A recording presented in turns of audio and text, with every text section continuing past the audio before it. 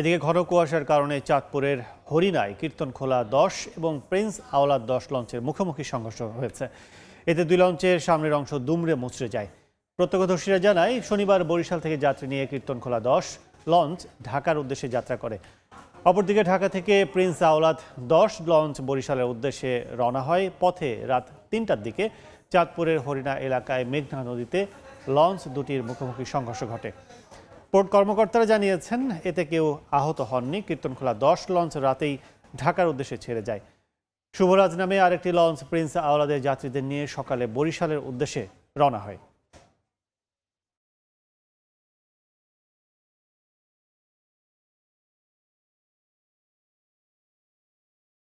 চাঁদপুরের হরিণ নামক স্থানে দুটি লঞ্চের মুখোমুখি সংঘর্ষ হয়। এতে কীর্তনখোলা 10-এর আর্নির কিছু অংশ ক্ষতিগ্রস্ত হয়। যাত্রীদের কোনো ক্ষয়ক্ষতি হয় নাই। প্রিন্স আওলাদ 10 যাত্রীরা শুভরাজ নয়ে বরিশালের উদ্দেশ্যে চলে আসতেছে এবং দুটি লঞ্চই ঢাকার উদ্দেশ্যে রওনা দিয়েছে।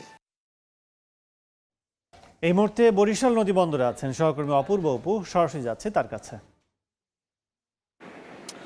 অল্পের জন্য প্রাণে রক্ষা পেল কয়েকশো যাত্রী ঢাকা বরিশাল নদীপথের। গত মধ্যরাতে অর্থাৎ রাত 2:30 থেকে 3টার দিকে পদ্মা নদীর চাঁদপুরের হরিণা নামক স্থানে দুর্ঘটনা ঘটে। সেখানে বরিশাল থেকে ঢাকার উদ্দেশ্যে যাওয়া কীর্তনখোলা 10 লঞ্চ এবং ঢাকা থেকে বরিশালের উদ্দেশ্যে আসা প্রিন্স আওলাদ 10 নামের দুটি লঞ্চ মুখোমুখি সংঘর্ষের ঘটনা ঘটে।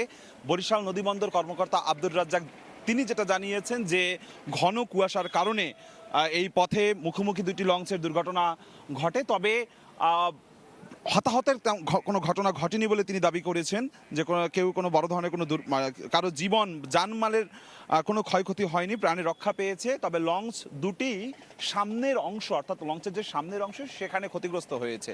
ফলে ঢাকাতে বরিশাল থেকে কীর্তনখোলা লঞ্চ 10 নামের যে লঞ্চটি সেটি নিরাপদে ঢাকায় পৌঁছে গেছে। আজকে সকালেই যাত্রীদের নিয়ে ঢাকায় পৌঁছে গেছে, কিন্তু ঢাকা থেকে বরিশালের উদ্দেশ্যে আসা প্রিন্স আওলাদ 10 লঞ্চ সেটি বেশি ক্ষতিগ্রস্ত হওয়ায় অন্য আরেকটি লঞ্চ শুভরাজ নামের একটি লঞ্চ শুভরাজ নামে একটি লঞ্চ সেটি গিয়ে প্রিন্স আওলাদের যত যাত্রী আছে তাদেরকে উদ্ধার করে বরিশালের পথে রওনা হয়েছে। এখন পর্যন্ত এসে পৌঁছায়নি। এখন আতঙ্ক ছড়িয়ে পড়ে কি হয়েছে, কেউ অনেকেই ছুটোছুটি করেছে।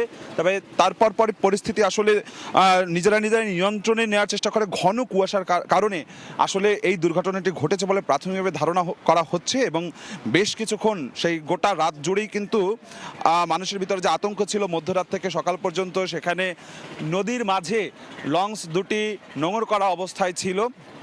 বিশেষ করে আওলাদ প্রিন্স লঞ্চ সেটি চাঁদপুরের পদ্মা নদীর হরিণ নামক স্থানে সেখানেই নোঙর করা ছিল একটি চরে। পরবর্তীতে শুভরাজ নামের আরেকটি লঞ্চ গিয়ে এখন সেই যাত্রীদেরকে উদ্ধার করে বরিশালের উদ্দেশ্যে রওনা হয়েছে। এখন পর্যন্ত এসে পৌঁছেনি, হয়তো বা আধা ঘন্টার মধ্যে সেই যাত্রীদেরকে নিয়ে আসা হবে বরিশাল নদী বন্দরে। বরিশাল থেকে সবশেষ আমার কাছে নৌ দুর্ঘটনার এতটুকুই খবর ছিল।